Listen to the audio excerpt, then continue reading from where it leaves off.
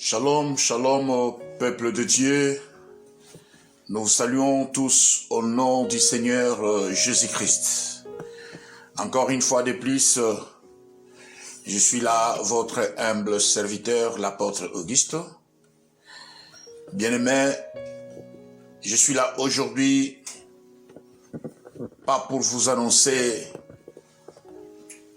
la bonne nouvelle d'un homme, pas vous annoncer une vie heureuse d'un homme ou ma vie, mais je suis là ce matin pour vous annoncer la bonne nouvelle du Christ. Et cette bonne nouvelle du Christ a été intitulée « Le Saint-Esprit, mon ami fidèle ». Je pense qu'aujourd'hui, nous allons voir le chapitre 5 sur le croyant et le Saint-Esprit. Si vous vous rappelez très bien, la fois passée, nous avions tous appris avec vous ensemble sur le sous-thème, c'était le chapitre 4. Le sous-thème était défini comme les incroyants et le Saint-Esprit. Mais aujourd'hui là, nous passons pour donner les sous-thèmes sur les croyants et le Saint-Esprit. Qu'est-ce que les croyants attendent sur la venue du Saint-Esprit? Et quel est le but du Saint-Esprit quand tu viendras et quand tu demeureras ensemble ou au milieu des croyants? Voilà les objectifs et les soubassements que nous allons voir parmi tous les projets que Dieu avait établis pendant la venue du Saint-Esprit sur la terre. Sans plus tarder, bien-aimés dans le Seigneur, nous voulons passer aux Écritures.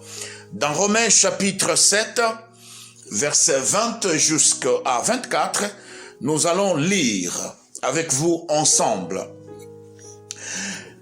Je lis Romains chapitre 7, verset 20. Je commence au nom de Jésus-Christ. Et si je fais ce que je ne veux pas, ce n'est plus moi qui le fais, c'est le péché qui habite en moi. Je trouve en moi, donc en moi, cette loi quand je veux faire le bien. Le mal est attaché à moi, car je prends plaisir à la loi de Dieu selon l'homme intérieur. Mais je vois dans mes membres une autre loi qui lutte contre la loi de mon entendement et qui me rend captif de la loi du péché qui est dans mes membres. 24.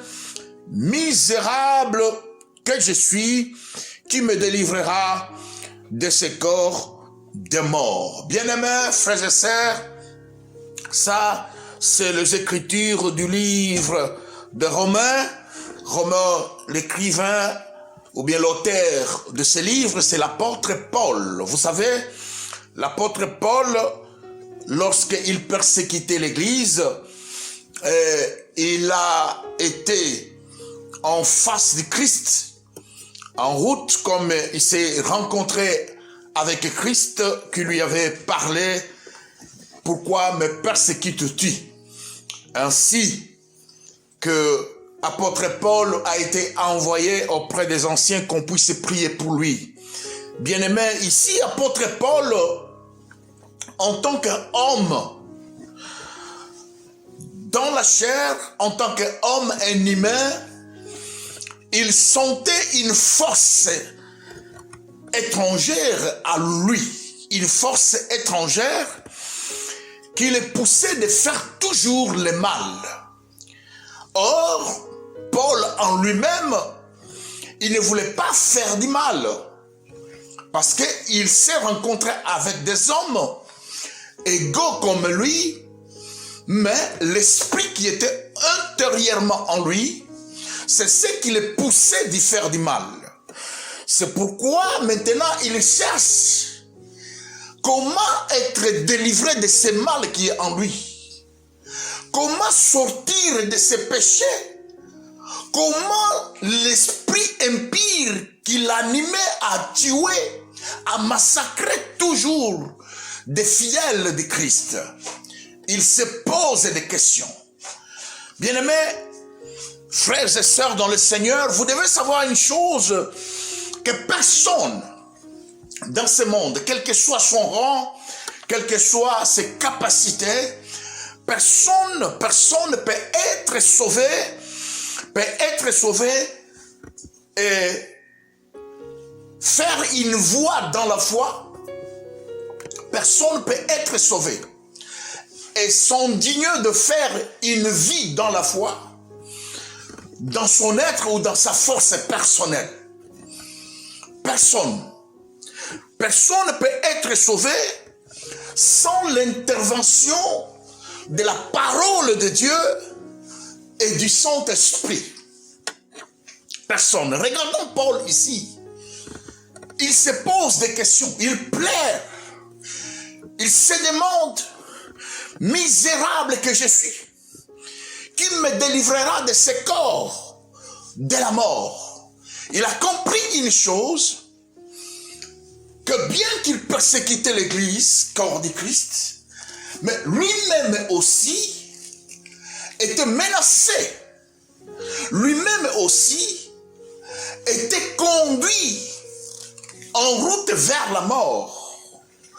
Parce que l'esprit qui l'animait, il n'était pas un bon esprit. L'esprit qui l'animait, il n'était pas l'esprit de Dieu. L'esprit qui l'animait n'était pas le Saint-Esprit, mais il fut un esprit impur, un esprit de destruction, un esprit de meurtre. C'est pourquoi il le conduisait toujours à faire le dimanche. Il vient maintenant, il se pose des questions, il pleure. Misérable que je suis. Alléluia. Vous savez, Paul, il était un docteur de la loi en plus. Un docteur, bien-aimé, un intellectuel. Faire du mal, ce n'est pas seulement être indigent. Ce n'est pas seulement les pauvres qui vont faire du mal aux autres. Mais faire du mal ne choisit pas l'être. Ne choisit pas celui qui est au plus haut niveau d'intellectualisme, non. Mais faire du mal, c'est un esprit du mal qui vient habiter dans l'homme, quel que soit ton rang. Voilà pourquoi la Bible nous dit que personne peut être sauvé sans l'intervention de la parole de Dieu et par le Saint-Esprit. Cela veut dire que pour être sauvé, ce que Paul cherchait ici, qui pourrait me délivrer, misérable que je suis, qui pourrait m'acquitter, qui pourrait me sortir de cette route vers la mort, de cet esprit qui est en moi, qui peut le sortir? C'est seulement en écoutant la parole de Dieu, et c'est seulement en recevant Christ comme Seigneur et Sauveur, et c'est seulement en étant habité par le Saint-Esprit que tu seras sauvé. Dites Amen, bien-aimé dans le Seigneur, que je puisse avancer. Que Dieu te bénisse, toi qui as levé ta main pour dire Amen. En d'autres choses, bien-aimé dans le Seigneur, vous devez savoir que d'autres croyants, vous savez, il y a des croyants qui sont dans le Seigneur Jésus-Christ. Il y a des croyants qui marchent dans la foi, mais ils font des choses selon la force humaine. Ils n'écoutent pas Dieu et ils ne se laissent pas faire par le Saint-Esprit. Ils veulent faire de tout moyen pour se faire voir que c'est moi qui fais quelque chose. Non. Toi qui me regardes sur cette vidéo, quel que soit ton niveau, quel que soit ton ministère, tu ne peux pas faire de grandes choses sans que tu puisses marcher avec Dieu. Tu ne peux pas faire de grandes choses et tu ne peux pas croître dans une vie spirituelle. Tu ne peux pas avancer dans la croissance spirituelle sans que tu n'aies pas associer le Saint-Esprit dans cette foi. Parce que je vous ai dit une fois, bien-aimés dans le Seigneur, saisissez-moi bien, que la foi vient de ce qu'on entend. Et ce qu'on entend vient de la parole de Dieu. Sans la parole de Dieu, personne ne peut avoir la foi. Or, la parole de Dieu, c'est Dieu lui-même. C'est le Saint-Esprit. Nous devons associer le Saint-Esprit dans nos vies. Si nous voulons aller de l'avant dans les choses de Dieu, si nous voulons croître spirituellement avec le Seigneur, nous devons associer le Saint-Esprit dans nos vies, bien-aimés frères et sœurs. Et vous verrez que si des gens qui n'écoutent pas, qui n'aiment pas recevoir des conseils, bien-aimés, vous allez comprendre que ces gens deviennent comme de véritables martyrs de leur vie. Pourquoi? Parce qu'ils se sentent honnêtes que personne ne peut les conseiller. Ils se sentent honnêtes que je ne peux pas écouter d'autres parce que j'ai déjà réussi mon ministère, j'ai déjà aussi l'onction de Dieu à moi. Non mais, laisse-moi te dire, il faut écouter les autres. Il faut rester dans la parole. Il faut associer le Saint-Esprit. Si tu n'associes pas le Saint-Esprit, si tu n'écoutes pas la parole de Dieu, si tu n'écoutes pas les conseils de tes frères et sœurs dans le Seigneur Jésus, bien-aimé, tu es une bombe à retarder, même dans l'église où tu es. Au nom du Seigneur Jésus-Christ, bien-aimé, frères et sœurs, Paul dit, misérable que je suis, qui me délivrera de ce corps de mort. Bien-aimés frères et sœurs, je vais vous dire, toi qui me regardes, et vous qui êtes là, en face de moi dans cette vidéo, bien-aimés, que lorsque un croyant est troublé, jusqu'au point d'avoir de la peine à prier, ce n'est pas tes efforts. Tu ne peux rien faire si tu as des problèmes. Si tu te sens mal à l'aise, si tu te sens fatigué, bien-aimé, c'est une chair.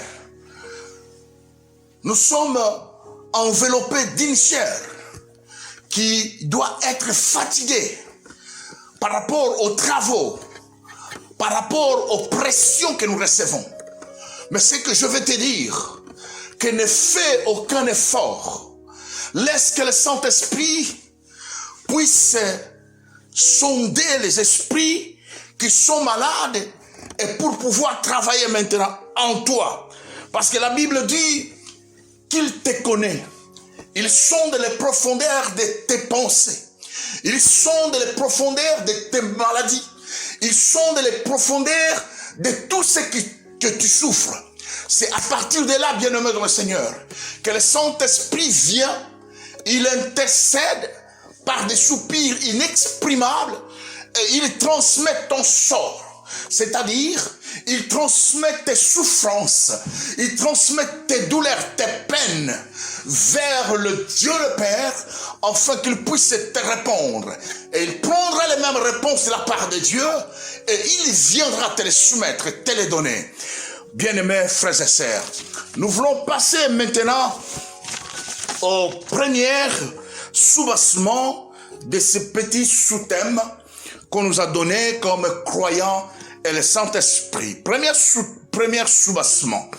Le Saint-Esprit apporte la sainteté et nous aide dans notre faiblesse.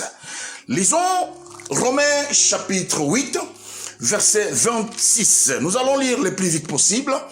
La Bible dit, de même aussi, l'Esprit nous aide dans notre faiblesse, car nous ne savons pas ce qu'il convient de demander dans nos prières, mais l'Esprit lui-même intercède par des soupirs inexprimables. C'est tout ce que je venais vous le dire.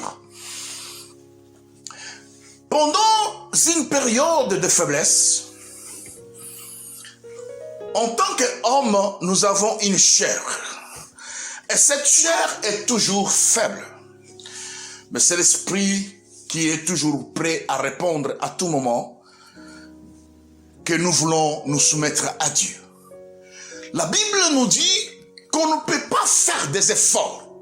Pendant que nous sommes malades, pendant que nous sommes faibles, nous nous sentons en nous-mêmes qu'il y a quelque chose qui ne va pas. Ne cherche pas à forcer Dieu ou ne cherche pas à forcer le Saint-Esprit, mais Dieu te connaît. Cela ne veut pas dire que le silence de Dieu, pendant que tu as prié maintes fois et tu n'as pas reçu aucune réponse, cela ne veut pas dire que le silence de Dieu fait son absence. Ou le silence de Dieu, Dieu ne t'écoute pas. Non, Dieu t'écoute et Dieu est près de toi. Voilà pourquoi le Saint-Esprit est avec toi. Le Saint-Esprit écoute, le Saint-Esprit voit tes souffrances. Comment tu es en train de souffrir. Il prend ces souffrances, il amène vers Dieu le Père, et ainsi que tu auras ta réponse. Et cette réponse, tardée ou pas, mais ça s'accomplira selon le requête que tu as accordé, tu as fait à Christ Jésus. Bien-aimés, vous savez qu'autrefois nous vivions dans le convoitise de notre chair, en accomplissant la volonté de la chair et nos pensées. Mais qu'est-ce que je vais vous dire? Vous savez, Christ a pris notre place en tant que pécheur. Christ ne fit jamais péché. Ne fit jamais péché et il ne connaît aucun péché. Depuis qu'il est venu sur la terre, c'est un sang de Dieu. Christ est Dieu.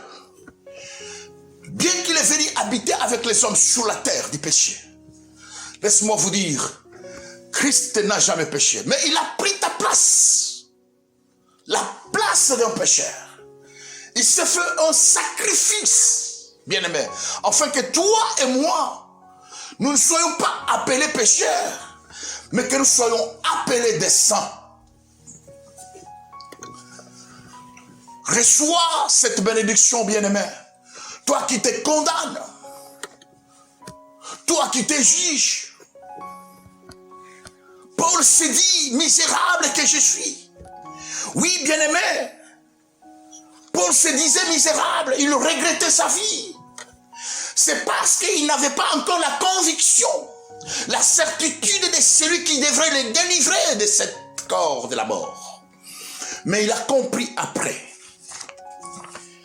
Il a compris après, bien-aimé dans le Seigneur. Pendant qu'il se pose des questions misérables que je suis. Mais il y a une réponse qui vient après pour lui dire, aucune condamnation et aucun jugement peut être au-dessus de toi. Personne ne peut te juger, bien-aimé, là où tu es. Personne ne peut te condamner là où tu es.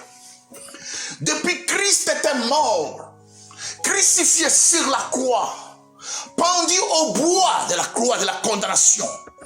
Toi qui étais condamné, bien-aimé, depuis la résurrection de Christ, Christ est ressuscité pour te donner un nouveau nom. Christ est ressuscité pour te donner une nouvelle vie. Christ était ressuscité pour te donner un nouveau corps. Le corps de la sainteté, le corps des chrétiens, le corps d'un nouveau-né.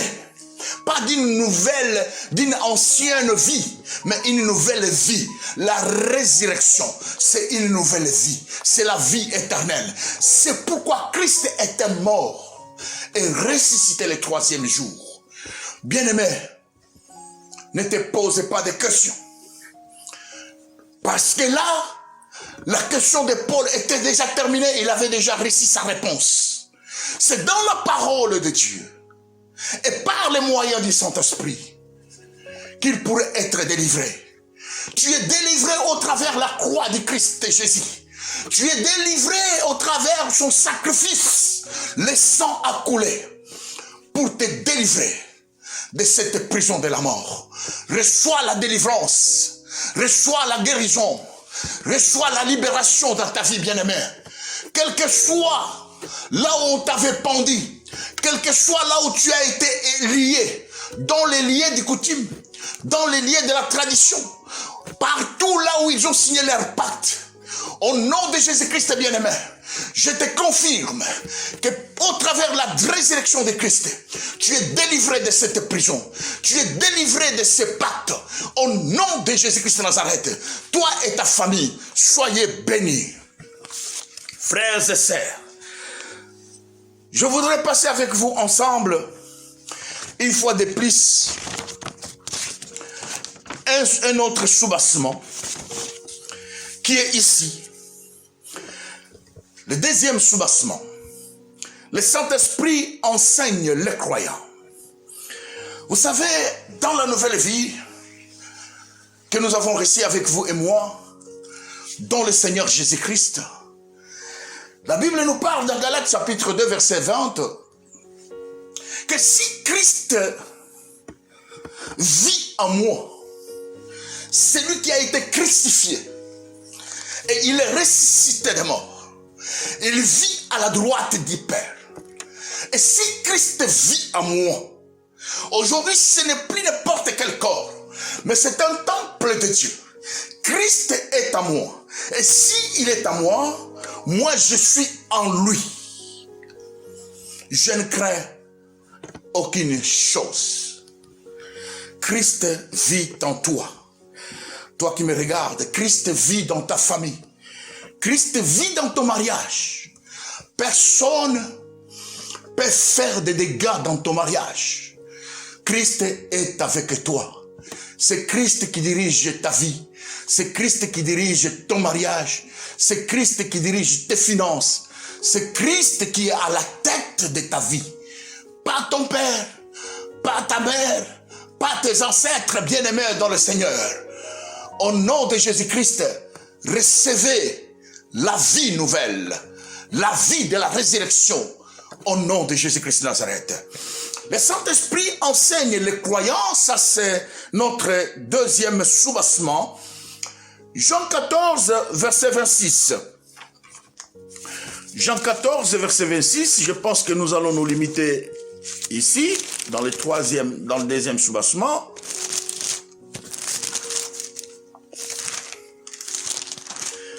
Jean 14, verset 26, il dit ici, « Mais le Saint-Esprit, que le Père enverra en mon nom, vous enseignera toutes choses et vous rappellera tout ce que je vous ai dit. » Bien-aimés, frères et sœurs, vous savez, lorsqu'on parle des enseignements, on sort un verbe qu'on appelle « enseigner ».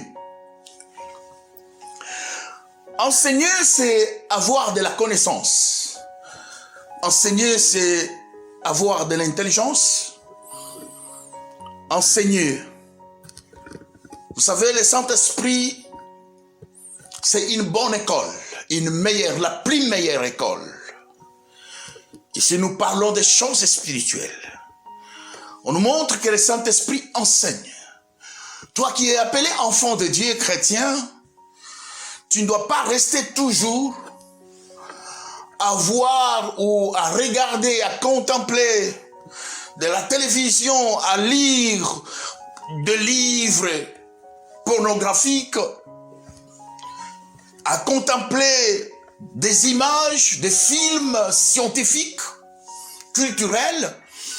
Mais la Bible nous appelle ici que nous devons rester constants et recevoir un enseignement spirituel, moral et intellectuel qui nous permettra à grandir et devenir de véritables adultes, responsables et bien affermis.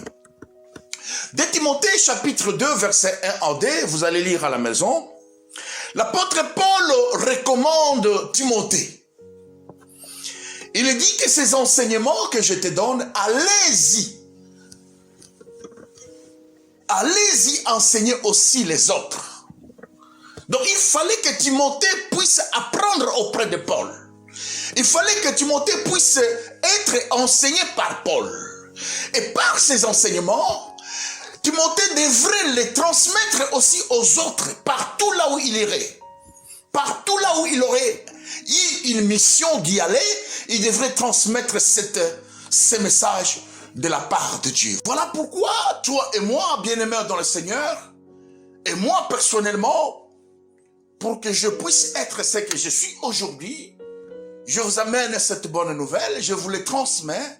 C'est parce que j'ai appris aussi auprès de mes parents spirituels.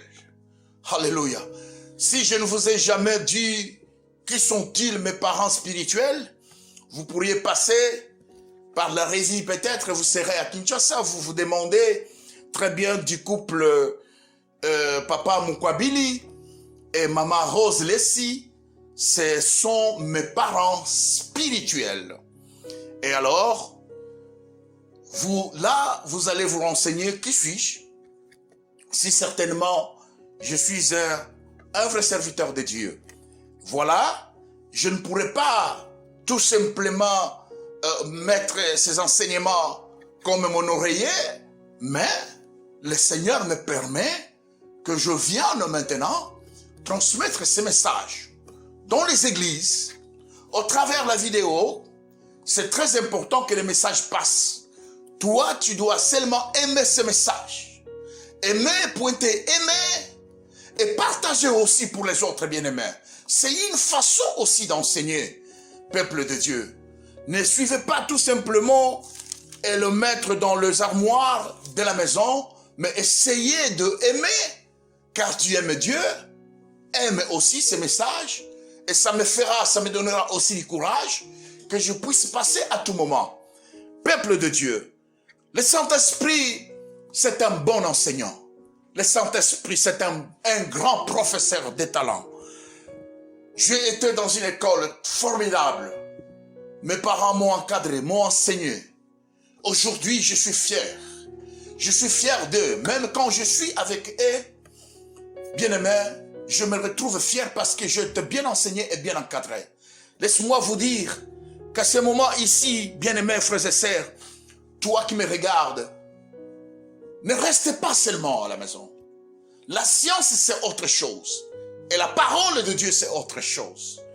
Un chrétien doit grandir. Grandir, ce n'est pas seulement dans la prière. Grandir, c'est être enseigné. Grandir, ce n'est pas seulement les exhortations de l'adoration de dimanche. Mais grandir, il faut aller participer dans l'école du Saint-Esprit. Les études bibliques et les enseignements du Saint-Esprit, ça te fera grandir dans la vie spirituelle, bien-aimés frères et sœurs. Peuple de Dieu, que le Seigneur vous bénisse, vous tous qui avez reçu ces messages, car Jésus-Christ a dit que je vous enverrai le Saint-Esprit et il vous enseignera des choses. Quelles sont les choses? C'est les choses du royaume de Dieu. C'est les choses de la part de Dieu le Père. C'est les choses de Jésus-Christ lui-même. Parce que le Saint-Esprit devrait venir nous annoncer qui est le Saint-Esprit. Personne n'a fait le témoignage de Jésus-Christ à part le Saint-Esprit lui-même. Parce que c'est lui qui nous a conduits. C'est lui qui nous a révélé que le Saint-Esprit, que Jésus-Christ était Dieu. Et il était Fils. Peuple de Dieu, laisse-moi vous dire encore une fois de plus que grandir dans le Saint-Esprit, c'est une bénédiction. C'est un bonheur. Lorsque le Saint-Esprit revient en vous, il vous fortifie dans vos faiblesses. Il vous encourage. Il vous fait grandir dans l'être. Il vous remplit de sa sagesse. Il vous remplit de sa plénitude. La plénitude du Saint-Esprit. Voilà pourquoi il est le meilleur consolateur. Il console ceux qui sont affligés, ceux qui sont abandonnés. Vous savez, les disciples, lorsque Christ les a dit, allez-y rester dans la chambre haute, moi je vous enverrai. Christ, auprès de ses disciples, il était comme un père, il était comme un leader, il était comme un docteur, il était comme un prophète, il était comme un avocat, un bon conseiller. Donc en lui, les disciples trouvaient la joie et la paix. En lui, les disciples trouvaient de quoi à manger. Mais lorsque Christ voulait les quitter, oh bien-aimés, ils avaient perdu même le paix que Christ les avait donné. Il dit, mais cet homme, il nous dit, je m'en vais au Père. Et il nous laisse, comment il nous laisse? Ils avaient perdu même la foi. Pourtant, Christ les avait promis que je vous enverrai un autre consolateur. Alléluia. Je vous enverrai un autre consolateur. Le Saint-Esprit, c'est un consolateur bien-aimé. Tu n'as pas un meilleur consolateur plus que le Saint-Esprit. Tu peux avoir un avocat à côté de toi. C'est pour tes problèmes terrestres. Tu peux avoir un conseiller. C'est pour des choses terrestres. Mais un jour, ils peuvent t'abandonner. Mais Christ dit, je ne vous laisserai pas des orphelins. Sachez bien que les jours où ils ont reçu le Saint-Esprit dans la chambre haute, ils se sont rappelés car tous étaient remplis du Saint-Esprit. Et le Saint-Esprit les avait apporté la joie. Le Saint-Esprit les avait apporté la paix, la véritable paix. Pendant qu'ils étaient là, ils étaient abandonnés. Mais la présence du Saint-Esprit, ils ont révélé encore une autre chose. Ah, ce type n'était pas menteur, mais il était le véritable Dieu. Maintenant, nous avons la paix. Ils ont retrouvé la paix. Ils étaient réconfortés. Ils étaient censés maintenant de sortir et aller partout prêcher la bonne nouvelle du Christ. Sois béni. Reçois la consolation du Saint-Esprit. Sois béni. Reçois la force du Saint-Esprit. Sois béni. Reçois la visitation du Saint-Esprit. Au nom puissant de Jésus-Christ de Nazareth. Que Dieu vous bénisse. Votre humble serviteur, l'apôtre Auguste. Amen.